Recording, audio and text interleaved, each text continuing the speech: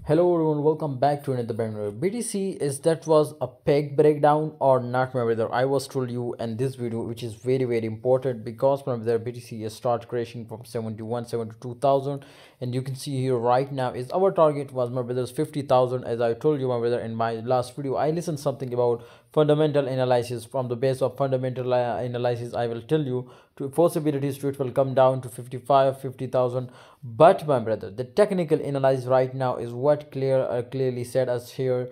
As you can see here, it was crashed down. Okay, on Telegram group I also post 3-4 signals about BTC, my brother. Okay, if you are not on Telegram, link is in the description. Must join Telegram, so you will be get daily 10 to 15 signal. Okay, BTC fake breakdown, you can see here looking if it will off and break this again. I strongly recommend you to take a long position again. 71,000 is again, my brother, available possibilities to hit now.